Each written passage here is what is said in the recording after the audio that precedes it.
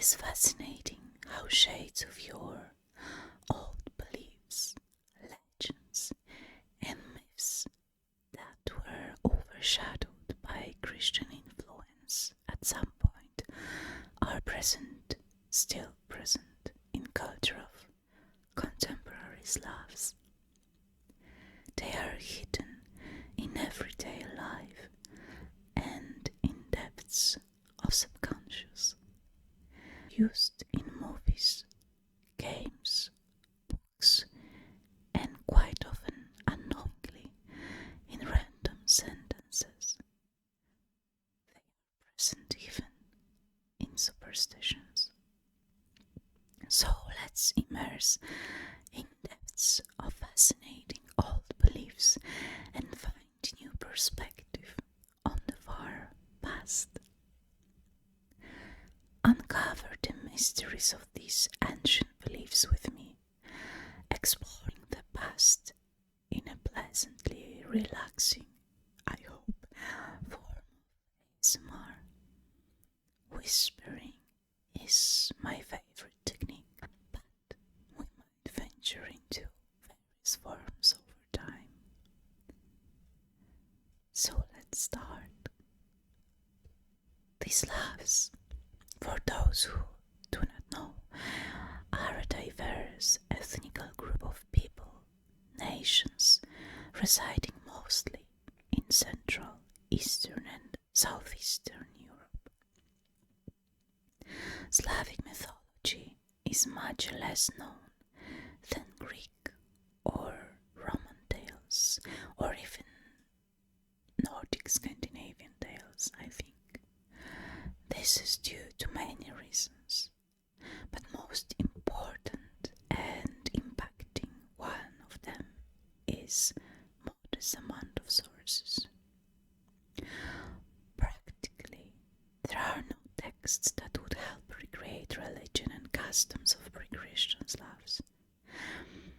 That is why I imagine archaeologists and historians must base all their research and build the assumptions of how the customs worked on physical objects like jewelry or places of cult like graves or,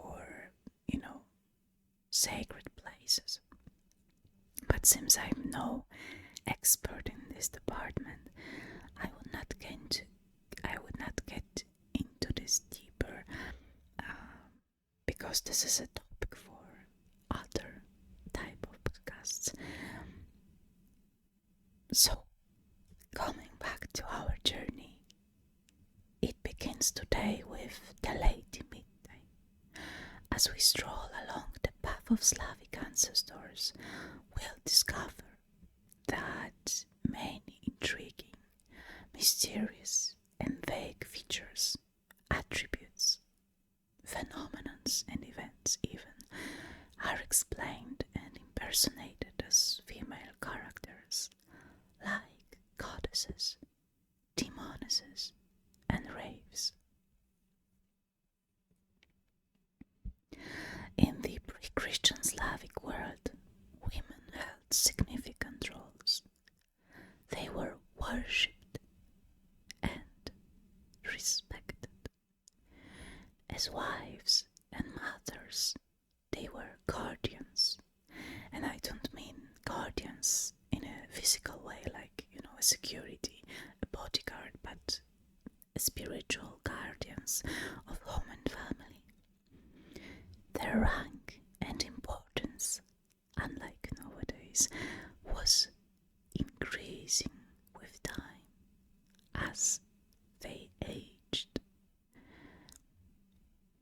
Imagine that surviving and making it to an old age in so unstable times wasn't easy. It wasn't common that people would die as old people. They would usually die in young years, in young age, right? Many women died during labor. That was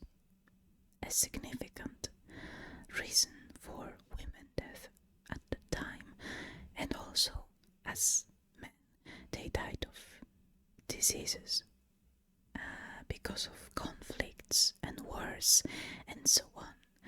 So those who were strong, healthy, and experienced and perhaps lucky enough to get old were treated with utmost respect.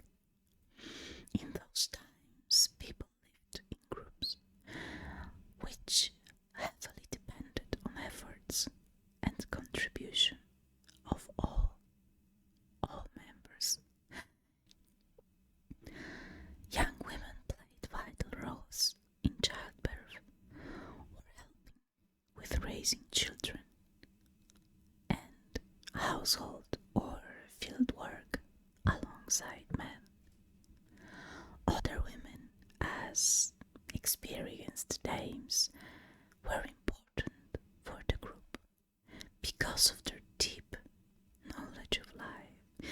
So those days there was no internet connection, there was no books even, so one could not go to a library or turn on computer to get information which could be vital for their survival, which could be crucial for their survival.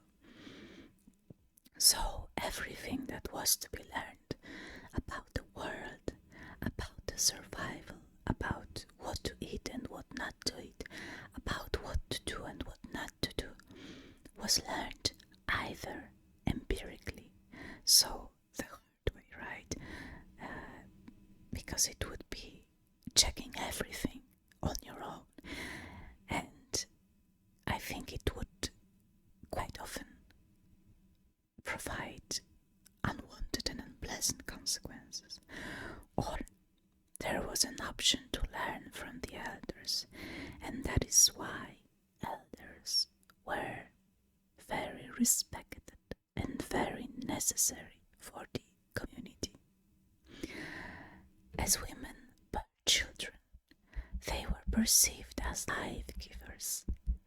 They quite often worked as healers and knew their way around the herbs, which created a sense of mystery around them, even mysticism to some degree.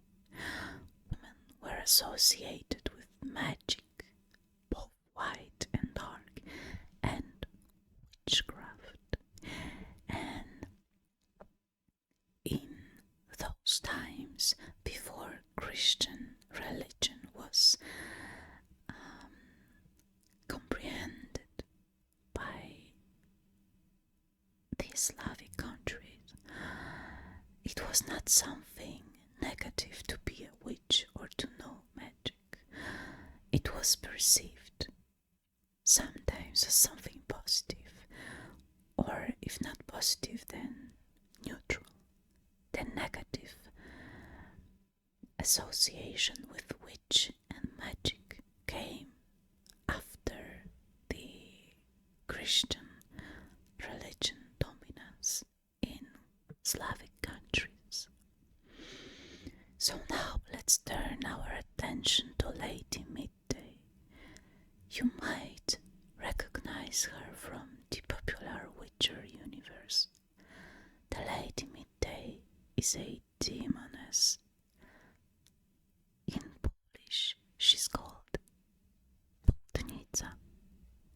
In other Slavic languages, the name is very similar, and she is associated with midday as a specific time of the day, the noon. Her favorite and most frequent location is indicated by her alternative name, Lady Rye, which in Polish is Baba Żytnia or Baba Rażana, where rye is a type of grain. In some Slavic groups they were called Lady with Iron Teeth or Field Devil.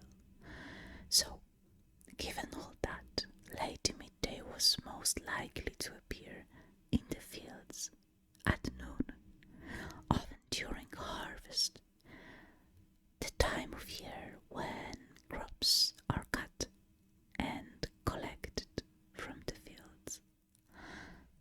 In Slavic countries, time of harvest was during summer. In northern Slavdom, mostly between June and August. In the winter, ladies' midday were hidden deeply under the ground, engulfed by deep winter sleep. Now you know that circumstances of lady midday appearance were associated with physical work in the field during sizzling day under scorching sun. Probably in the very beginning, Lady Midday was something like a field guardian, kind and friendly spirit of growing grain.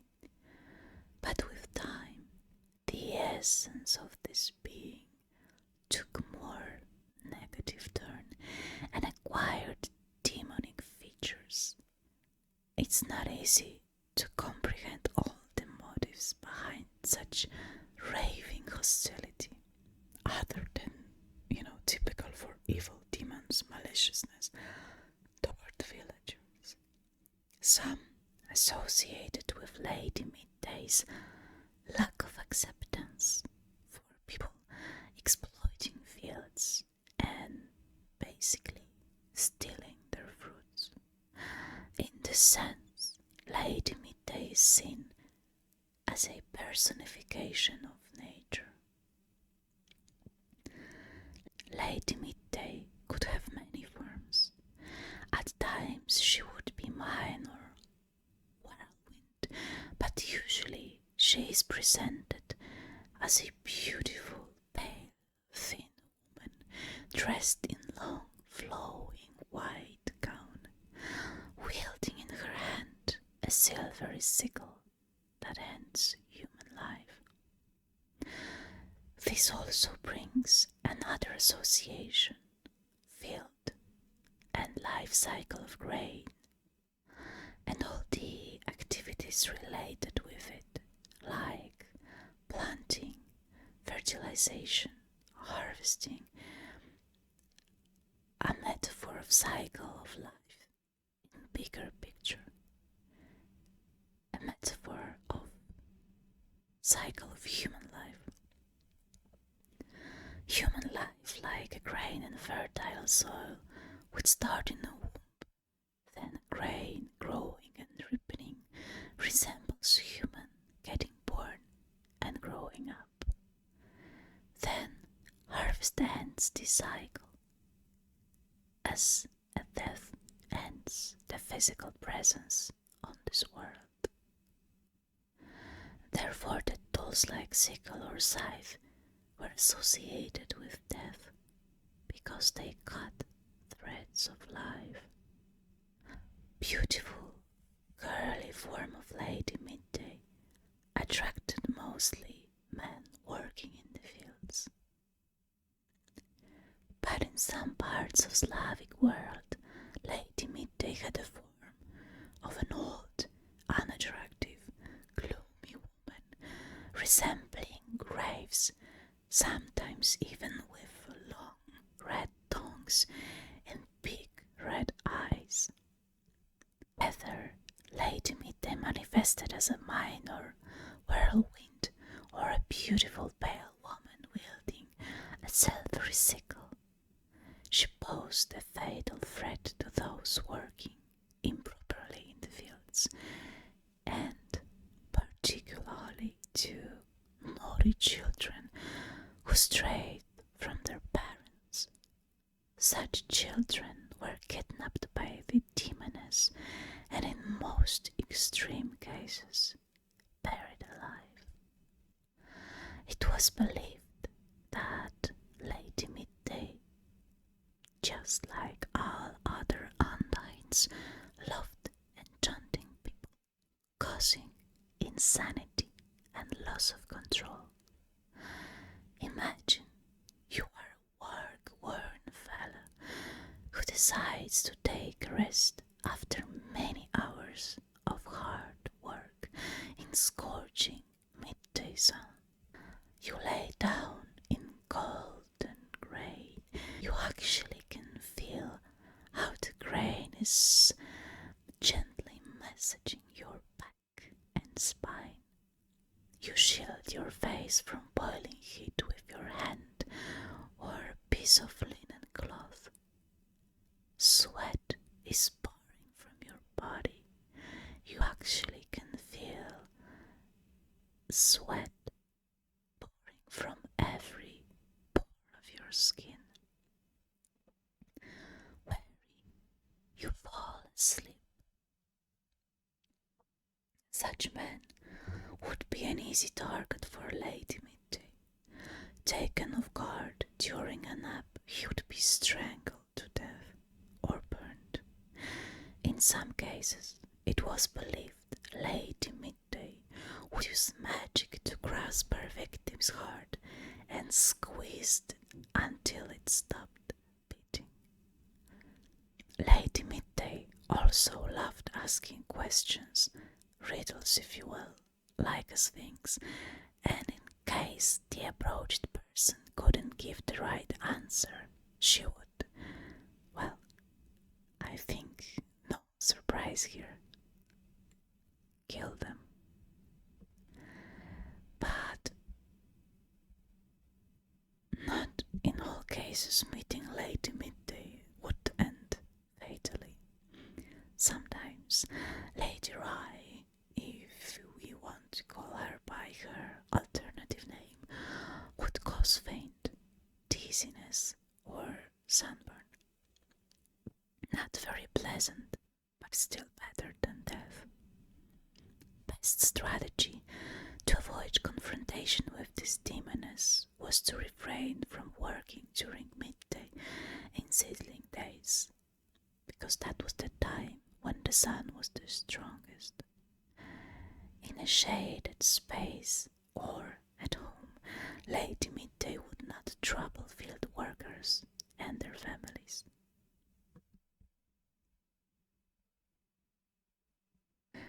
As Christian religion gained dominance in Slavic countries, habit of shooing demons away was common. The best practice in this department was sprinkling holy water on the fields. It was supposed to make demon vanish. Certainly you see that in some way this demoness was used by our ancestors to create sort of safe work environment, like occupational safety and health practices of yore for villagers. Dangerous for human health, intense sunlight exposure, as you know, can result in sunburn, dehydration, or sunstroke, even a death at the most extreme point. One of symptoms accompanying sunstroke may be hallucination. So, interestingly, that would explain a part of seeing the demon, right, by those who suffered sunstroke. Surely, logical explanation of risks of intense sunlight exposure during extreme heats was not as clear and as effective as the risk of meeting a demon lurking in the grain, waiting for helpless people to attack them. Fantastic stories and myths were created for people to better understand the world and the laws of nature and the fate and how the wheel of fortune turns. Creating stories of Lady Midday Demon had also educational value for children to be more obedient. As I mentioned a few sentences before, Lady Midday loved taking naughty children wandering away from their parents, scaring them and burying them alive. Lady Midday was a warning for lazy workers as well.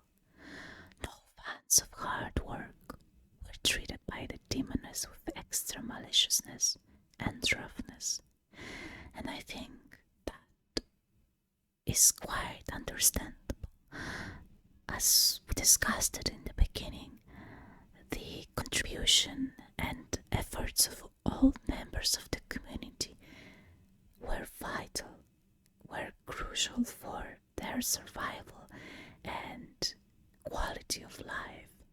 So there was no space and no place for being lazy.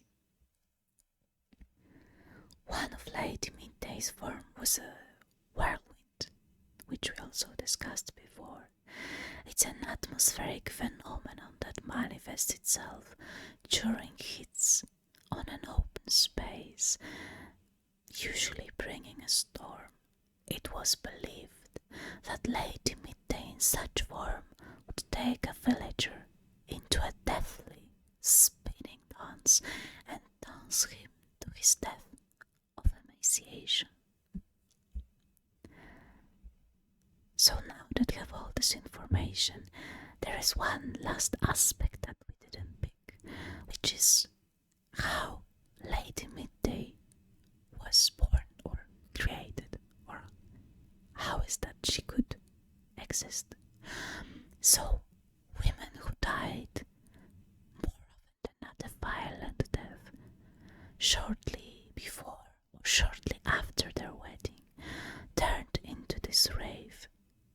Supposedly, this is why the most popular image of Lady Midday is a girl in white gown, where white color in Slavic culture, as in many other cultures of course, is a symbol of purity, innocence and virginity, which in principle should have characterized an unmarried girl at that time. Such women, instead of going to Navia, Slavic netherworld, which is located in the roots of Cosmic World 3, and I think maybe we can pick this topic next video. Such women would become a rave because all the anger and resentment from not having to enjoy married life would take all the peace of her soul. In other stories, a jealous woman who killed her rival at the wedding night would become a Lady Midday as a punishment. Interesting fact is that Lady Midday is actually related with most untypical, unique part of the day for demons, which is midday, the noon. Usually, raves, demons would lurk in the dark night, and this is closely, tightly linked with the most primal fear of humankind, which is fear of darkness. This is the most basic fear that we have, and it was accompanying humans since the dawn of human age, since humans were living in caves, right? Because the dark could have dangerous wild animals waiting for humans to attack them. It could cover enemies. It was also associated with cold, as the light is usually something that brings warmth. So this basic and primal fear is very, very important and is still present in human subconsciousness. That is why most of demons and monsters is actually covered by the darkness of night. But the Lady Midday is actually an exception to this. So it may be that the Lady Midday is remotely linked with solar cult that was common among Slavdom for the part of agricultural communities, or it may be that it is so strongly linked with one of the most important parts of human life, which is the work on the field and basically by that getting food for survival, that it is linked with some other fears than, just the fear of being burned by the sun. Also, another association with Lady Midday might be a Nightwraith. It belongs to fields as well, but is born in the moonlight. Similarly to her sister, Lady Midday, a Nightwraith could appear in the form of a beautiful demon girl in white robe, or, and this is the difference, a black robe. They might have been born out of sinners' souls, or out of a person deeply hurt in life, and most likely violently killed. They usually hunted lonely or lost wanderers and infants. Nightwraiths frequently sneaked to the crypts, woke infants, scared them, pinched or scratched them. In some cases, they would even kidnap and kill the child. In Christian times, it was common to take several measures to protect infants from the wraith, such as a holy water, but also a bit of salt or a red ribbon tied to the crib. So, a salt and a red ribbon is not quite a Christian tradition and custom. It's a pagan custom, but it was used as well. And even today, some superstitious people would still keep a red ribbon on children's bed or stroller to protect them from wraith, unfriendly spirits or spells. Most of them, and I mean parents, not the children, even don't really believe in bad spirits, but they keep the ribbon as part of custom or tradition, or just in case. So in here we also can see how the pagan traditions and Christian religion, they actually intersect in many areas. And so our exploration of Lady Midday concludes for today.